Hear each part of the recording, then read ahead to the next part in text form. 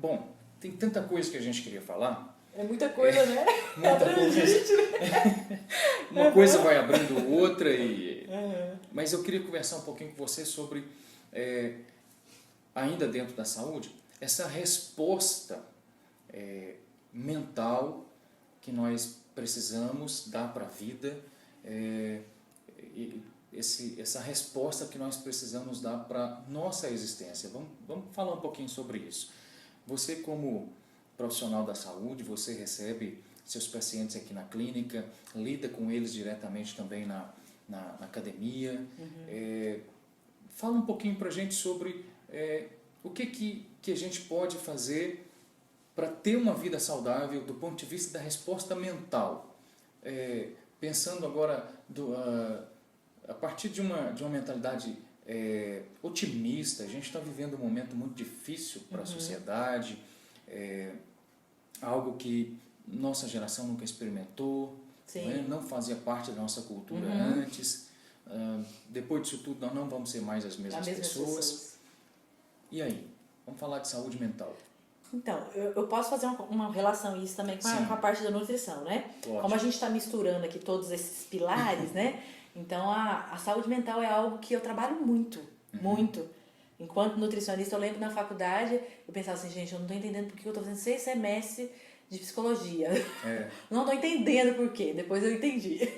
Agora depois, faz sentido. Na prática faz total sentido, né? Daí eu entendi. É verdade. É porque a gente trabalha o tempo inteiro isso. E como a gente mesmo falou na nossa conversa, em relação à própria mudança de padrão das pessoas. Hoje a gente vê uma saúde mental totalmente diferente. Totalmente diferente. E eu fico horrorizada. Os 2 últimos anos, eu fiquei assim, assustada com os números em relação, assim, de ver, de atender. Sim. De vivenciar com algo que, assim, que eu pensei, meu Deus, o que aconteceu nesses últimos anos?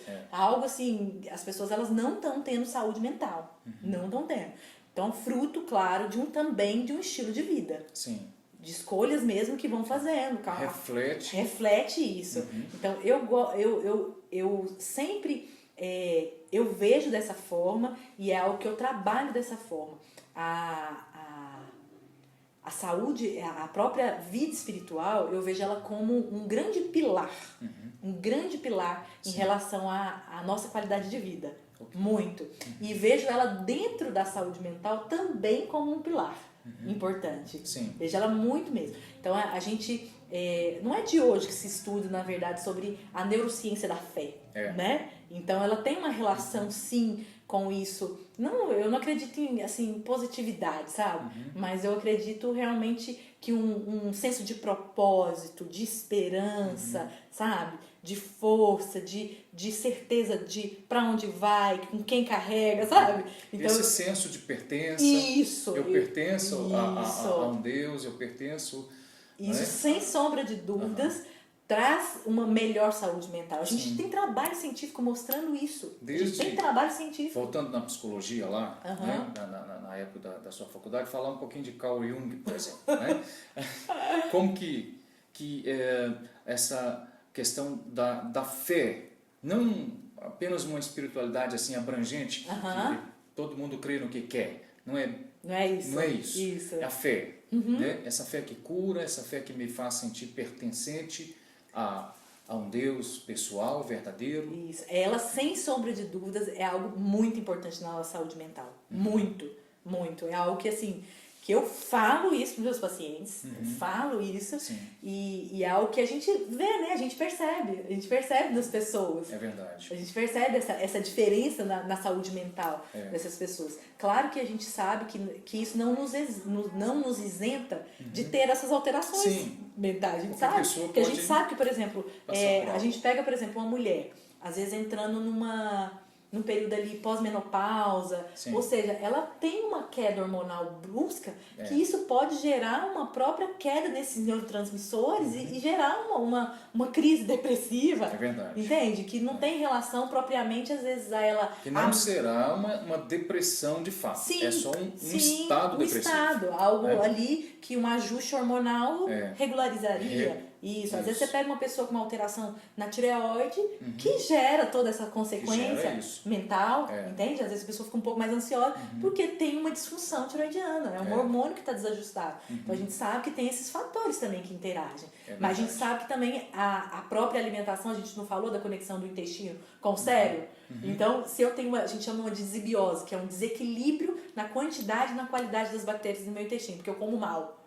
Isso pode fazer com que eu fique muito mais agitada, ansiosa e tenha uma saúde mental muito pior, né? Então, tá vendo que tem várias coisas interagindo aí nessa saúde mental? Essa questão da fé e da saúde, você me fez lembrar daquela imagem do pensador, né?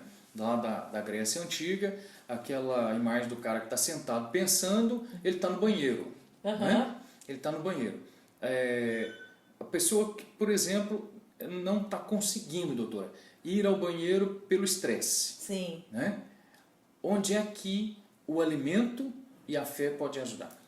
Então, e foi ótima essa pergunta, foi muito boa. Porque, na verdade, o estresse, não só a alimentação, o estresse, ele já desregula essa flora. Sim. Então, às vezes, eu como muito bem, mas eu sou muito estressado, muito estressado. O cortisol vai lá e bagunça tudo. Bagunça tudo, ele desajusta todas essas vilosidades, essas junções do intestino, então mexe também. Aí eu posso ter todas aquelas consequências do intestino não tão saudável, não por causa da minha dieta, mas por causa do fator estresse. Do fator estresse. Então, como que por exemplo, a vida espiritual que a gente falou, que você perguntou, poderia melhorar isso? Então, claro que se eu sou, às vezes, muito nervosa ou muito ansiosa, e se eu realmente começo a exercitar a minha fé, de certa forma, na confiança, na dependência, isso me traz o quê? Um nível de estresse muito menor. Se a gente pegar, por exemplo, olhar a nossa frequência cardíaca, antes da gente entrar num período de oração, e depois você ora bastante, terminou a oração, põe de novo o frequencímetro. Sua frequência cardíaca ela é outra. Baixou. Ela é mais baixa. Então, seu nível de cortisol, de estresse, é menor. É menor. Então, se o exercício, quando a gente fala de exercício da fé, não é dizer, eu creio em Deus, né? Eu confio. Não, mas é um exercício, a prática diária da oração, do meditar na palavra. E isso, sem sombra de dúvida... Esse tempo para si mesmo. Sim. Né? Isso é algo que a nossa frequência, ou seja, aquele coração acelerado, ansioso, nervoso, ele já dá aquela quietada, né? Sim. Então isso, de certa forma, é algo que diminui meu nível de estresse. Se diminuir o meu nível de estresse, não melhora o meu intestino. Tá vendo uma coisa conectando na outra? Sim. E o problema parece que se ajustando. Aí a gente volta lá no que Hipócrates falou, né? Vamos conhecer essa pessoa que tem a doença antes de saber que doença que tem essa pessoa. Isso. Como que é importante saber o que essa pessoa está vivenciando no dia a dia, que está gerando esse biorritmo tão acelerado, esse estresse tão acelerado. Por que esse dia está tão composto de eventos estressores, né? É isso que tem que dar uma olhadinha. Sim, é? eu gosto muito de, quando você fala desse ritmo também, é algo importantíssimo. Então a gente ter como se fosse uma rotina, né? Isso ativa, a gente chama que são os clock genes que dão esse ritmo no dia, e para a saúde mental isso é ótimo, é ótimo. Ontem eu atendi uma paciente, ela falava assim, ela falou assim, eu tô fazendo tanta coisa e eu termino o dia com a sensação de que eu não fiz nada. Eu perguntei na parte da manhã, o que você faz? Ela, eu ligo a máquina e começo a bater uma roupa, daí eu não sei o que. Ela foi falando assim, eu falei, mas tudo isso na parte da manhã? E o que você conclui? Dela, nada. Tipo, a pessoa estava tão desajustada, sem entender o que era realmente prioridade e o que não era. Então, assim, essa organização do dia, no sentido de o que realmente tem que entrar no meu dia, né? Porque o que eu posso fazer hoje Isso. E realmente ser produtivo. Isso. O que eu posso fazer amanhã, semana que vem? E quando a gente sabe o que a gente vai fazer no dia, a gente não coloca coisas além. Porque às vezes a pessoa, até em relação à fé, às vezes a pessoa ela não sobra tempo, ela diz assim, que é a sobra, né? Não sobrou tempo, às vezes, para eu ter esse momento de oração, esse momento de leitura da palavra, exatamente porque se embananou tanto no dia, com tantas coisas que não eram importantes ou que não eram produtivas, não cuidou. às vezes da alimentação, porque meu dia é muito corrido, não dá tempo. Não dá tempo. Fazer exercício físico nem um sonho, né? Não consegue. Não consigo, meu dia é muito corrido. Então é uma organização, é um ajuste, né? Do que realmente é importante. Daí você vai ajustar. Meu dia eu vou colocar isso, vou trabalhar nesse tempo, esse tempo eu vou tirar com a minha família. Então é um ajuste no ritmo que faz com que a gente também, de certa forma, funcione de uma forma mais fisiológica. Sim. Mais favorável ao próprio organismo. Isso gera um equilíbrio, isso gera saúde física e mental.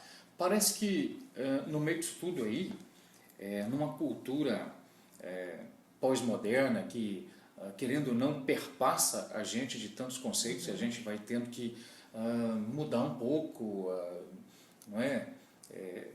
Se adaptar a esse novo modo de viver, enfim.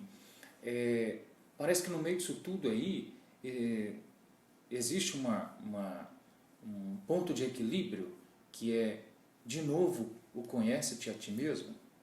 Sim. Não é? Sim. Saber que corpo você tem. Nossa, isso é importante demais, pastor Flávio. Nossa, demais, demais, demais. Porque as pessoas, elas passam muito relapsa com elas mesmas. Muito, muito, muito. É porque quando a gente trabalha perguntando para as pessoas, que a gente consegue perceber o quanto que as pessoas não se percebem, quando elas não se conhecem. Elas não se conhecem. Elas não se conhecem. E isso fica tão escuro, sabe? É algo como se tivesse... Sabe? Como se você não olhasse para você, não se importasse. Então, tudo isso que a gente falou desses pilares, a alimentação, o sono, o exercício da fé, todos esses detalhes da sua vida, saúde mental, você só vai conseguir observar isso e ver se você precisa de ajuda ou o que você tem que fazer se realmente você começar a observar. O primeiro passo de uma mudança, primeiro é você enxergar o problema, né? E muita gente não consegue nem ver. Ele não consegue ver, ele acorda cansado, fadigado e ele não sabe nem por quê. Ele fala, não sei por quê. Né? Eu não sei por quê. Não sei o que está acontecendo. Não sei o que está acontecendo. Ele não consegue nem ver o problema. Então, esse olhar para si mesmo, né? Essa coisa da autoavaliação, claro que muitas vezes a gente precisa de ajuda. Mas a pessoa que pede ajuda, geralmente é a pessoa que olhou e viu que não conseguia, que ela precisava de ajuda, né? Ela falou, tipo, tô vendo aqui, eu tô com um problema. Já é um bom sinal. Já é um bom sinal. Ela deu conta de pedir ajuda. De pedir ajuda. Né? Ela já fez uma leitura a priori, né? Isso. Mesmo que às vezes ela não faz um diagnóstico tão bem, mas ela percebeu, ela começou a perceber que tem algo errado e que ela não está conseguindo. Né? Que ela precisa de uma orientação. Aí vai, por exemplo, tô percebendo que não estou conseguindo ajustar o exercício, eu procuro um profissional. Tô percebendo que às vezes minha ansiedade já passou do que é normal, tá mexendo com meus relacionamentos, aí eu vou procurar um profissional. Tô percebendo, não tô dormindo bem, ou vou fazer uma atividade física, ou vou procurar um nutricionista para me ajudar em relação a isso. Então, de certa forma, isso já vai, quando ela vai se avaliando, quando ela vai olhando para ela e realmente se observando, né? Ok. Então, tem jeito para a saúde. Tem. Tem jeito. Tem jeito. A pessoa que quer viver saudável tem jeito de ter uma vida saudável. Com certeza. Não é? Com certeza. E sem gastar tanto. E sem gastar. E gastando até menos. E promovendo mais saúde. Sim. Isso é importante. Bom, caminhando para terminar, eu quero te agradecer. Eu que agradeço. Pela oportunidade da gente estar aqui, falando um pouquinho sobre saúde. Falando um pouquinho de tudo, né? Um pouquinho de tudo, né? Isso é tão bom. Poder promover respostas na saúde dessa turma que está vendo a gente. E eu queria que você desse agora as suas considerações finais sobre como ter uma vida saudável dentro de casa, nesse momento que o pessoal está nesse modo aí de distanciamento social. Como ter uma vida saudável a partir dos pilares da saúde? De uma forma bem resumida, quando a gente quer ter saúde, uma dica que é primária e é fundamental é planeje. Planeje. Então não adianta você ouvir tudo que eu falei, tudo que nós conversamos aqui. E se isso simplesmente ficar na sua cabeça, vai ser como se você tivesse ouvido uma receita de bolo, mas nunca fez o bolo. Então você realmente nunca vai aprender de verdade. Então a gente sabe se a gente faz o teste, se a gente aprendeu mesmo na prática. Então se você ouviu algo e entendeu, planeje para você colocar isso em prática. Então, se você quer, eu quero comer melhor, então qual que é o planejamento? Eu vou comprar melhor. Agora as minhas compras vão ser diferentes. Eu quero fazer um exercício físico, então eu vou me planejar, eu vou fazer tal horário, 30 minutos, 40, tantas vezes na semana. Eu quero dormir melhor, então eu vou planejar. Eu vou chegar ali à noite, eu desligo a televisão, eu desligo o celular, eu começo a me organizar. Todos esses pilares, tudo aquilo que a gente falou do exercício da fé, então eu vou me planejar para qual é o meu tempo. Qual é o horário que eu vou orar, qual é o horário que eu vou ler a palavra. Isso. Então, tudo isso que a gente falou de pilares de saúde, planeje. Organize seu tempo. Organize seu tempo. Porque, sem sombra de dúvida, se a gente organizar, a gente consegue encaixar esse nosso dia. A gente só não coloca em prática se a gente não planejar. Ok. Então, no final das contas, o que vai mudar de fato é o que eles vão fazer na prática. Com que a vida deu para eles agora. Né? O que eles vão fazer com tudo isso que eles estão recebendo, essa informação toda que transforma. Sim, sem sombra de dúvida. Ok. Gente, a gente está terminando aqui esse bate-papo nosso do Sociedade Sujeito de Saúde, agradecendo a doutora Leila Rodrigues.